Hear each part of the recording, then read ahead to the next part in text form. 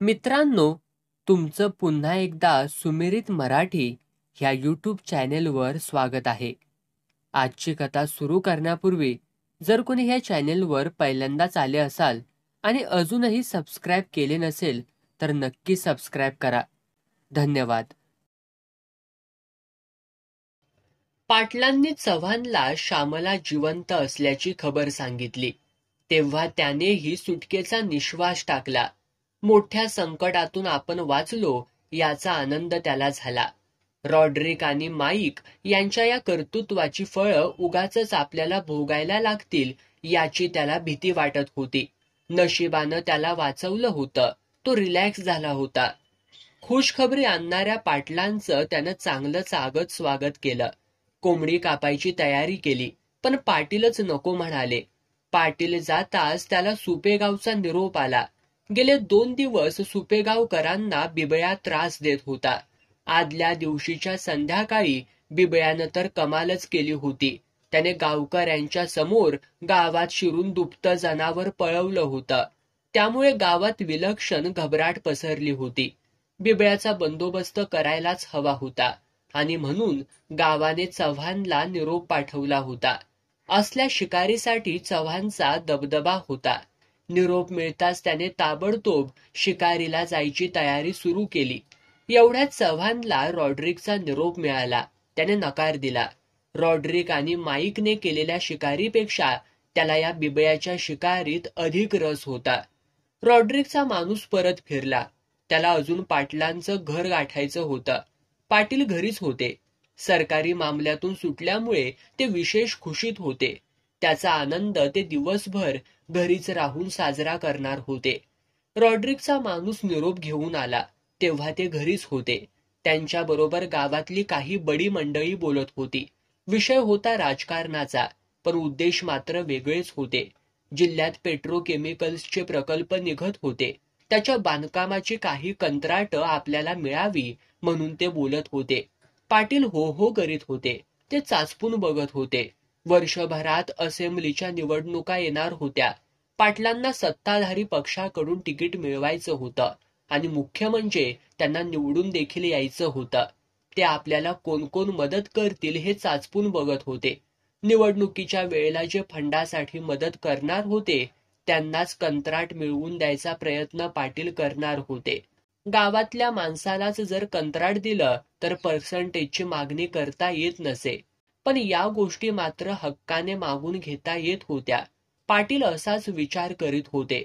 पाटील त्यांच्याशी बोलत असतानाच रॉड्रिकचा माणूस बैठकीत शिरला. पाटलांचं लक्ष त्याच्याकडे जाताच ते चमकले. तो रॉड्रिकचाच माणूस आहे हे त्यांना माहिती होतं. याने कसला निरोप आणला आहे हे त्यांना कळेच ना.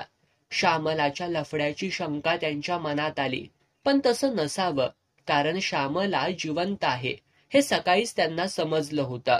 मग पाटील घुटमळले. या लोकांसमोर पाटलांना त्याचा निरोपही घेता येईना आणि त्याला जा म्हणूनही सांगता येईना. पाटील बैठकीतून उठले आणि घरात गेले. त्याच्या कुटुंबाच्या हाताखाली काम करणाऱ्या एका नोकराला रॉड्रिकच्या माणसाचा निरोप घ्यायला सांगितला. भलतंच काही असलं तर बेइज्जती व्हायची, ती होऊ नये म्हणून त्यांनी ही खबरदारी घेतली होती.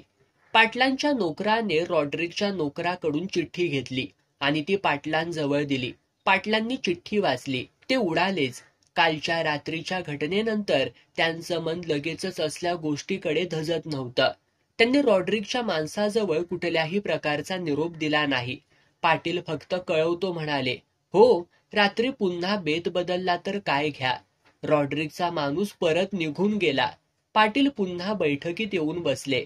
बैठकीत ते परत आले तरी त्यांचं लक्ष आता बोलण्याकडे नव्हतं. ते सारं रॉड्रिक आणि माईकच्या निरोपाकडे लागलं होतं. त्यांना काळजी वाटत होती आपल्या नोकराची. त्याने चिठ्ठी वाचली असली तर त्याची खात्री करून घ्यायला हवी होती. काय अजब लोक आहेत एक एक. पाटील पटकन बोलून गेले. त्यांच्या बोलण्याचा संदर्भ तिथे बसलेल्या कोणालाही लागला नाही. काय झालं कुणीतरी विचारलं. पाटलांनी तिकडे दुर्लक्ष केलं. पाटील पुन्हा पहिल्या विषयावरती बोलू लागले. बोलणं संपलं. मंडळी निघून गेली. पाटलांनी निरोप घेणाऱ्या नोकराला बोलावलं आणि विचारलं. काय रे, आणखी काय म्हणाला तो. काही नाही, तू चिठ्ठी वाचलीस ना? हो. वाचलीस? हो. मूर्ख लेकाचा, अशा चिठ्ठ्या वाचायच्या असतात काय रे? पाटील चिडले. ते आपल्या इमेजला जपत होते. घरात तर त्यांच्या असल्या कामाची कोणालाच खबर नव्हती. त्या नोकराला मात्र या गोष्टी उघड उघड ऐकायला मिळत होत्या. पण त्याने त्याकडे दुर्लक्ष केलं. पाटलांना भीती वाटत होती. हळूहळू गोष्ट षटकर्णी व्हायची आणि त्याचा बोभाटा व्हायचा.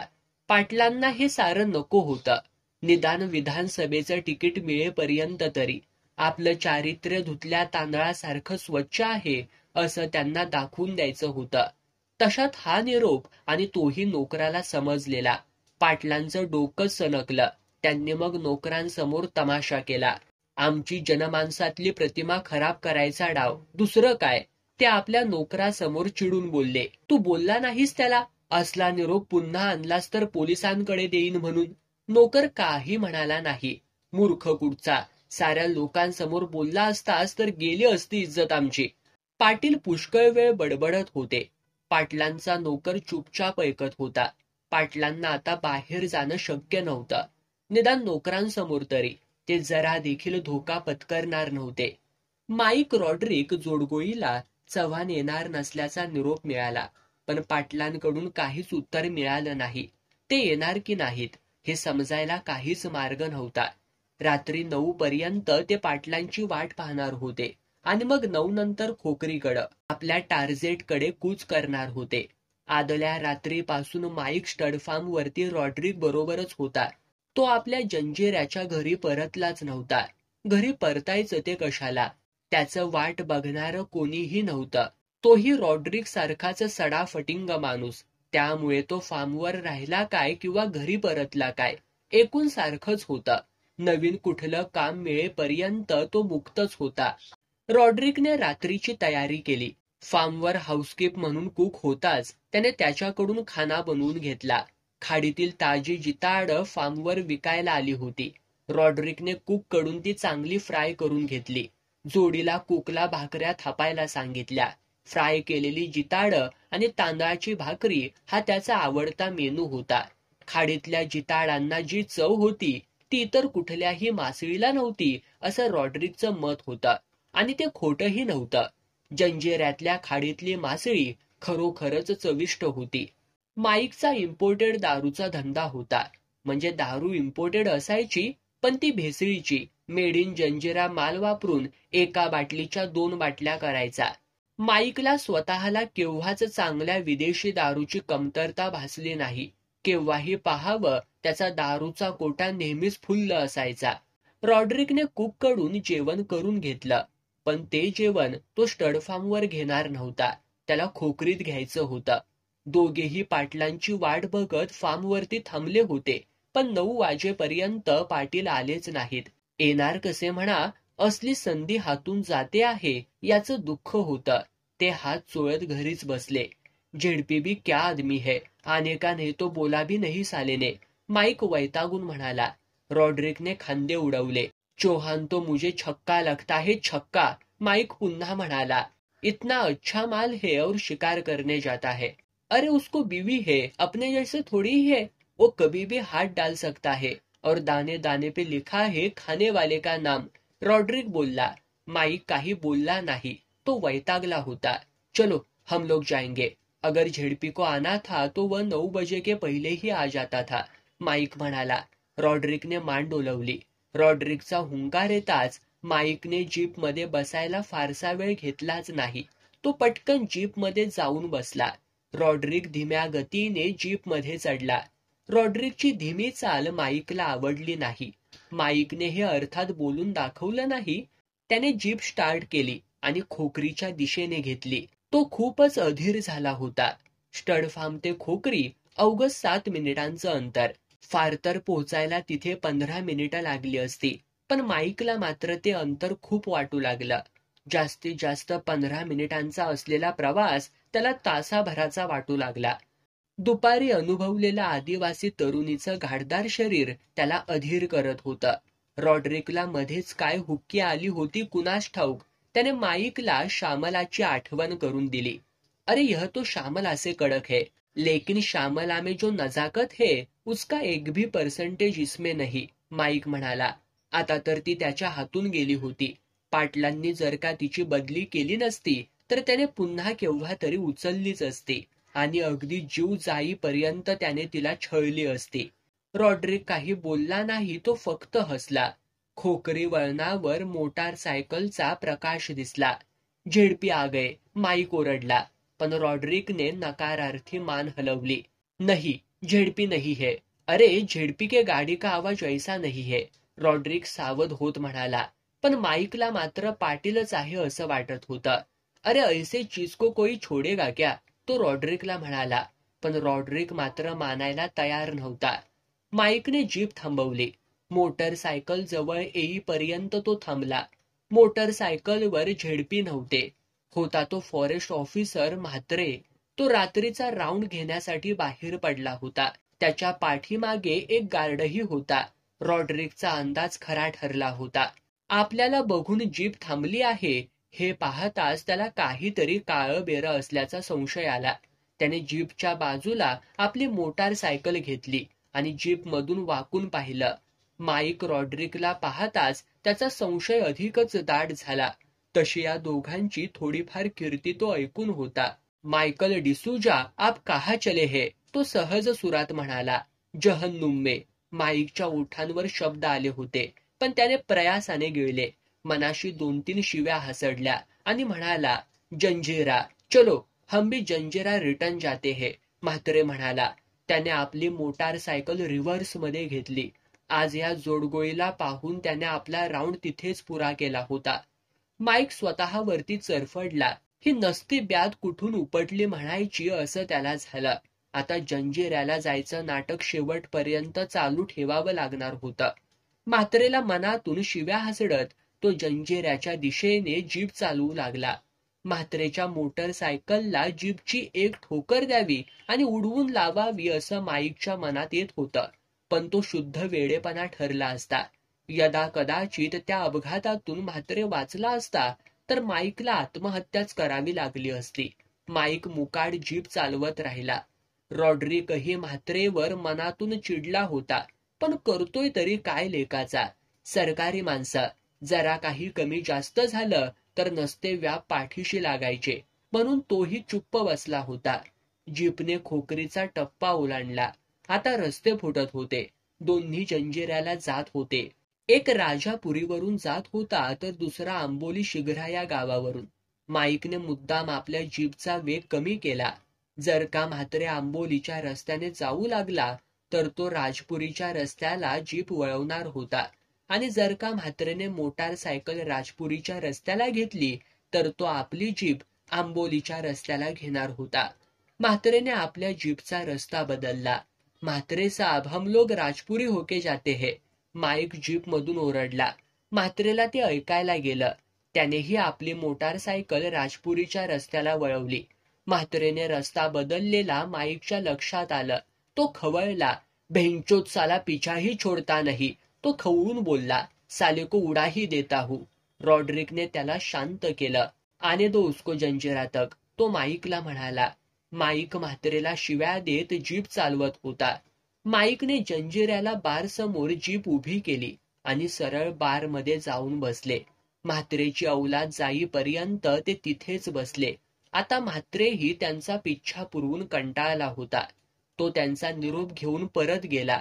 खरं तर तो त्यांच्या पाठीशी आला होता तो एकाच कारणासाठी. त्याला एकच वाटत होतं, ते म्हणजे खोकरीत एखादा कोट्या माल घेऊन येणार असावा. त्यात आपला देखील वाटा असावा. थोडंफार यांना छळलं तर आपल्या हाती काहीतरी लागेल. पण अशा तऱ्हेचं काही नसल्यामुळे दोघांनी त्याला काही देऊ केलं नव्हतं. म्हात्रेची जेव्हा खात्री पटली तेव्हा त्याने त्यांचा पिच्छा सोडला होता. म्हात्रे निरोप घेत असताना माईकने मुद्दामहून त्याला स्टडफार्मला येणार का म्हणून विचारलं. म्हात्रेने नाही म्हणून सांगितलं आणि तो निघून गेला. म्हात्रे जाताच माईकने व रॉड्रिकने झटपट आपला कार्यभाग आवरला आणि ते जीपमध्ये येऊन बसले. माईकने जीप स्टार्ट केली. खोकरीच्या दिशेला घेतली. 5 मिनिटांतच त्याने खोकरी गाठली. जीपमध्ये स्टडफार्मवरच घेतलेली जिताडं आणि भाकऱ्या होत्या. जंजिऱ्याच्या बारमध्ये खाल्ला आणि प्यायलं असलेल्या दोघांना आता खाण्याची इच्छाही नव्हती. ते जेवण तसंच पडून राहिलं असतं. रॉड्रिकने मग जाता जाता पुण्य करायचं ठरवलं. दोघी जणी सकाळपासून भुकेल्या होत्या. सकाळपासून त्यांच्या पोटात अन्नाचा कणही गेला नव्हता. सरपंच जमा करून आलेल्या पैशांतून त्या बाजारहाट करणार होत्या आणि मग जेवणार होत्या. पण आज ते त्यांच्या नशिबात नव्हतं. दुपारी दोघी माईक व रॉड्रिकने केलेल्या जबरदस्तीने कळवळत होत्या. आता भुकेने. या क्षणी जर कोणी त्यांच्या तावडीत सापडलं असतं तर दोघींनी त्याला फाडून फाडून खाल्लं असतं. इतक्या त्या दोघी त्रस्त झाल्या होत्या. बेडरूम बंदिस्त केल्यावर दोघींनी प्रथम खाण्याचा शोध घेतला आणि मग बाहेर पडण्याचा. पण दोन्ही बाबतीत त्यांना अपयश आलं. त्या घाबरल्या, रडल्या आणि मग थकून पडून राहिल्या. माईकने बेडरूमचा दरवाजा उघडला तशा त्या सावध झाल्या. आत येणाऱ्यावरती हल्ला करायच्या पावित्र्यात त्या राहिल्या. दरवाजा अर्धाच उघडला गेला आणि अर्ध्या दरवाजातून रॉड्रिकने भाकऱ्या, जिताडं आत सारली. ज्यांनी त्यांच्यावर अत्याचार केला होता त्या दोघांनीच त्यांच्यासाठी अन्न आणलं होतं. दोघी काही वेळ स्तब्ध झाल्या. खाओ चलो, रॉड्रिक जोरात त्यांच्यावरती ओरडला. त्या बिचकल्या, पण मग क्षणाचा देखील वेळ न लावता त्याच्यावरती त्या तुटून पडल्या. दोघी अधासल्यासारख्या खाऊ लागल्या होत्या. त्या खाताहेत हे बघून माईकने विस्कीची क्वार्टर 2 ग्लासात रिकामी केली आणि त्यांच्या फुड्यात धरली. दोघींनाही वासावरून आतला पदार्थ काय आहे तो कळला. प्रथम त्या घ्यायला तयार होत नव्हत्या, पण माईकने त्यांच्याकडे स्मित करीत घेण्याचा इशारा केला. एकीनं त्यातला 1 ग्लास झटकन घशाखाली रिता केला आणि मग दुसरीनंही त्याचं अनुकरण केलं. ज्या झपाट्यानं त्या दोघींनी ग्लास रिते केले त्याने माईक चकित झाला. पण त्यांच्या दृष्टीनं ते एक बरं झालं, कारण विस्कीच्या अंमलाखाली त्या दोघी त्यांना हव्या तशा वापरायला मिळणार होत्या. दोघींचा पिण्याचा आणि जेवणाचा सोहळा पार पडला. आता माईकची घाई उडाली होती, पण रॉड्रिकने त्याला थांबवलं. जरा विस्कीचा अंमल चढू दे मग बघू, तो माईकला म्हणाला. त्याचं खरं होतं. मद्याचा अंमल त्या दोघींवरती चढला असता तर साऱ्याच गोष्टींना रंग चढला असता. जेवण आणि पिणं यांनी दोघी सुस्तावल्या. माईक व रॉड्रिकवर हल्ला करायचे आणि दुपारच्या गोष्टीचा बदला घ्यायचे विचार थंडावले. दोघी रिलॅक्स झाल्या होत्या आणि विस्कीचा अंमल त्यांना हळूहळू मूडमध्ये आणत होता. रॉड्रिकने त्यातल्या एकीकडे बघून स्मित केलं. त्यांना मूड आला आहे की नाही याची त्याला चाचपणी करायची होती. रॉड्रिकला अपेक्षित प्रतिसाद मिळाला. स्टार्ट, तो माईकला म्हणाला. दोघेही पुढं सरसावले आणि त्यांना चिकटले. दुपारच्या विरोधाचा एक अंश देखील आता त्या दोघींच्या वागण्यात नव्हता. दोघींनी आपली शरीरं त्यांच्या हवाली केली. रॉड्रिकला बंदिस्त जागेतला शृंगार नको होता. ती अनुकूल आहे हे लक्षात येताच त्याने तिला इमारती बाहेर आणली. मुक्त रासवट शृंगार त्याला अनुभवायचा होता. इमारती बाहेर येताच रॉड्रिकने लांबलचक पसरलेला कातळ निवडला आणि चांदण्याच्या प्रकाशात तिच्या अंगावर असलेली तुटपुंजी वस्त्र उतरवू लागला. ती विरोधाऐवजी त्याला साथच देत राहिली. रॉड्रिक तिच्या प्रत्येक अवयवाचा, अंग प्रत्यंगाचा अनुभव घेत राहिला. एरवीची वासना आज शृंगार ठरली होती. अगदी मन तृप्त होईतोपर्यंत तो तिच्याशी रमला. रात्र सरता सरता त्याला ग्लानी आली. तो कातळावरच आडवा झाला. माईक मात्र 4 भिंतींच्या आडच तिच्याशी खेळत राहिला. प्रत्येक वेळी तिच्यावर हल्ले करीत राहिला. काही वेळा त्याने तिला हरवलं. सतत जिंकणं हरणं चाललं होतं. शेवटी मात्र माईकला तिने हरवलं. माईक निश्चित पडला. ती त्याच्या छाताडावरती बसली आणि त्याला चेतवू लागली. पण माईक हरलाच होता. त्याला ग्लानी आली. ती त्याच्यावरच विसावली.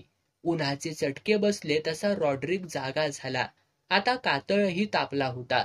त्याचे चटके त्याला भाजू लागले. तो आळसटला होता. उठायला मन तयार नव्हतं. पण चटके बसायला लागले तसं उठणं त्याला भाग पडलं. त्याने बाजूला पाहिलं. रात्रीची मुलगी पळून गेली होती. सोबत कपडे देखील पळवले होते. तो तसाच कपड्यांशिवाय आत गेला.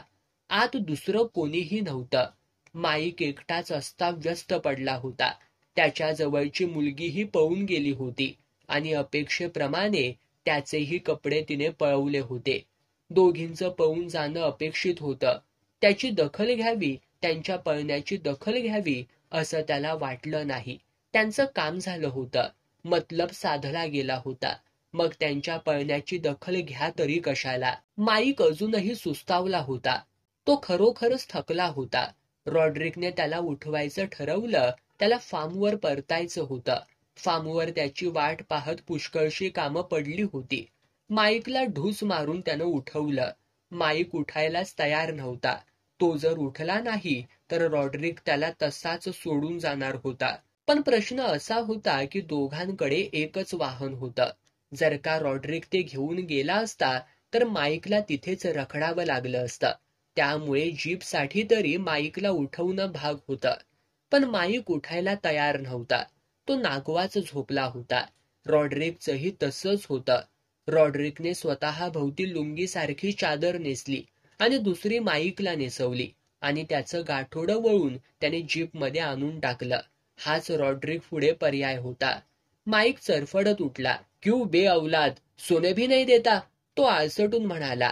फार्म पर सो. रॉड्रिक पुटपुटला आणि शांतपणे जीप चालवू लागला.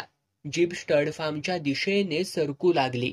चव्हाणने आपली बुलेट मोटारसायकल बाहेर काढली आणि तो सुपे गावच्या दिशेने जाऊ लागला. तो सुपे गावात दाखल होताच तिथल्या गावकऱ्यांना धीर आला.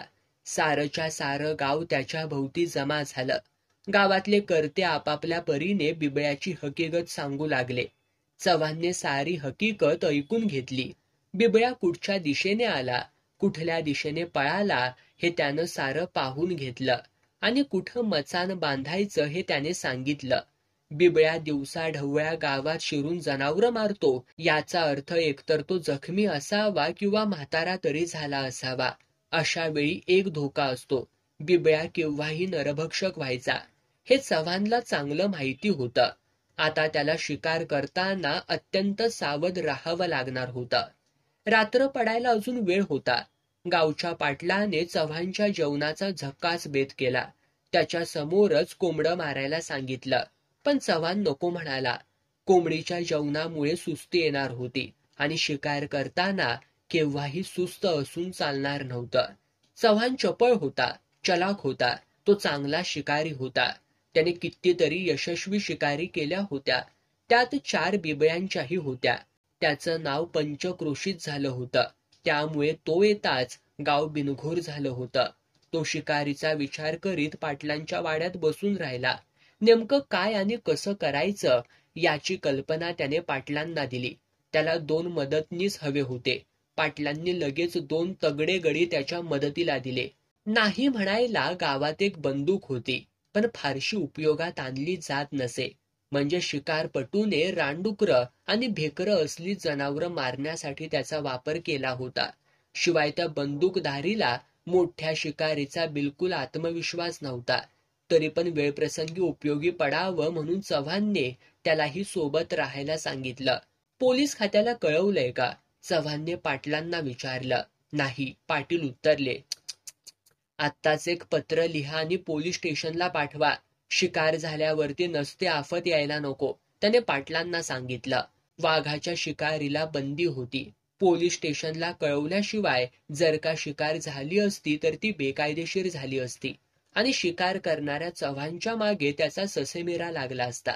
चव्हाणलाही नको होतं, म्हणून त्याने प्रथम पोलीस स्टेशनला कळवायला सांगितलं होतं. कोणीतरी एकानं बिबळ्याच्या कृत्याचा तक्रार अर्ज तयार केला. पाटलांनी मग 2 चांगल्या मुलांना निवडून सायकलवर जंजिऱ्याच्या पोलीस स्टेशनला पाठवून दिलं. चव्हाणला भूक लागली होती. त्याने गावच्या पाटलाबरोबर भाकरी खाल्ली. पोटात पुरेसं इंधन पडल्यावर तो मोजकी माणसं घेऊन जंगलात गेला. ती माणसं हत्यारबंद होती. प्रत्येकाकडे काही ना काही हत्यार होतं. बिबळ्याने जनावराला जिथे मारून टाकलं होतं तिथे जवळच्या झाडावर मचाण बांधला होता. चव्हाण गावकऱ्यांबरोबर त्या जागी आला. बिबळ्याने जनावराला फाडलं होतं. त्याचा कोथळा लांब नेऊन टाकला होता. तर आतलं काळीज हृदयाचा भाग त्याने खाल्ला होता. मागील बाजूची एक तंगडी देखील त्याने खायला सुरुवात केली होती. बाकी सगळं जनावर जसंच्या तसंच होतं. बिबळ्या रात्री पुन्हा जनावर खाण्यासाठी येणार होता. विशेष म्हणजे बिबळ्याच्या या शिकारीचा ठाव ठिकाणा जंगलातल्या कोल्ह्या कुत्र्यांना किंवा गिधाडांना लागला नव्हता. त्यामुळे जनावर तसंच पडून होतं. त्याने बिबळ्याच्या पावलाचा मागोवा घ्यायचा प्रयत्न केला. जनावर ओढत आणल्याच्या खुणा होत्या, पण बिबळ्या कुठल्या बाजूने गेला हे मात्र कळत नव्हतं. काळोख जसा जास्त दाट झाला तसं त्याने सगळ्यांना आपापल्या जागा घ्यायला सांगितल्या. तो मचाणावरती जाऊन बसला. त्याच्या अंदाजानुसार बिबळ्याने पुन्हा 5 तासानंतर यायला हवं होतं. 5 तास निघून गेले होते. आता बिबळ्याची प्रतीक्षा होती. मचाणावरती बसून त्याने दुर्बीण काढली आणि आजूबाजूचा परिसर तो न्याहाळू लागला. आजूबाजूला खुरटी झुडपं होती. मोठाले वृक्ष असे नव्हतेच. करवंदीसारख्या काटेरी झुडपांची ही गर्दी होती. त्या झुडपांची उंची जवळपास माणूस लपेल एवढी होती. त्यामुळे बिबळ्या कुठच्याही दिशेने आला तरी ते ताबडतोब लक्षात येणार नव्हतं. तो भक्ष्यापर्यंत पोचेल तेव्हाच लक्षात येणार होता. चव्हाणने आपल्या शेजारी बसलेल्या माणसाला नीट लक्ष ठेवायला सांगितलं. तासाभराच्या अवधीत बिबळ्यानं आपलं अस्तित्व दाखवलं. तो अत्यंत सावधपणे भक्ष्याकडे येत होता. भक्ष्याकडे पोहोचताच त्याने सावधपणे नजर टाकली आणि मगच तो भक्ष्याची चटणी उडवायला बसला. बंदुकीच्या टप्प्यात येताच चव्हाणने नेम धरला आणि एका पाठोपाठ एक असे 2 बार टाकले. बिबळ्याने डरकाळी फोडली आणि झेप घेत तो जाळीत नाहीसा झाला. आपला बार फुकट गेला की काय अशी भीती चव्हाणला वाटली. बार फुकट गेला असता तरी हरकत नव्हती, पण बिबळ्या गोळीने जखमी होऊन नाहीसा झाला असता तर मात्र गावाच्या दृष्टीने अधिक घातक ठरला असता. त्याला ते नको होतं. त्याने थोडा वेळ जाऊ दिला. दरम्यान त्याने पुन्हा आपली बंदूक लोड करून ठेवली आणि आपल्या जवळची बॅटरी घेऊन आजूबाजूच्या झुडपांवर प्रकाश मारायला सुरुवात केली. पण दाट जाळ्या असल्यामुळे बिबळ्या नेमका कुठे पसार झाला हे समजत नव्हतं. अंदाजानेच त्याने एका झुडपात गोळी मारली. गोळीच्या आवाजाने बिबळ्या गुरगुरला. तो शेजारच्या झुडपात जाऊन पडला होता. चव्हाणने आवाज आला त्या दिशेला आणखी एक गोळी झाडली. बिबळ्याने झेप घेतली आणि तो पडला. गोळी वर्मी लागली होती. पडलेल्या बिबळ्यावर आणखी एक बार टाकायचा विचार चव्हाणच्या मनात आला, पण त्याने तो विचार टाळला. तशी काही आवश्यकता नव्हती. बिबळ्या निश्चित पडला होता. त्याच्या साऱ्या हालचाली थंडावल्या होत्या. चव्हाणने थोडा वेळ जाऊ दिला. त्याला काही घाई नव्हती. बिबळ्या पूर्ण थंडावला आहे अशी जेव्हा त्याची खात्री पटली तेव्हाच तो खाली उतरला आणि लांबूनच त्याने बिबळ्याला ढोसलं. बिबळ्या मेलाच होता. गावावरचं मोठं संकट चव्हाणने दूर केलं होतं. 4दा बाराचा आवाज काढून कामगिरी फत्ते झाल्याची बातमी गावकऱ्यांना कळली. जवळजवळ निम्म गाव जंगलाच्या दिशेनं लोटलं होतं. सगळ्यांना आनंद झाला होता. चव्हाण बिदागी म्हणून बिबळ्याचं कातडं आणि नखं घेणार होता. बाकी धूड गावाच्या मालकीचं होणार होतं. शिकार झाली तिथे सुपे गावकर जमले. त्यांनी धूड उचललं आणि चव्हाणचा जय जयकार करीत गावात आणलं. कित्येक दिवसांनंतर चांगली शिकार मिळाली म्हणून चव्हाण सुद्धा आनंदला होता. नख आणि कातडं विकून त्याला चांगले पैसे मिळणार होते. गाव खुश झाला. गावचे पाटील खुश झाले. त्यांनी लागलीच कोंबडं मारायचा हुकूम दिला. मध्यरात्री एकीकडे कोंबडी शिजू लागली तर दुसरीकडे मृत बिबळ्याचं कातडं सोलणं सुरू होतं.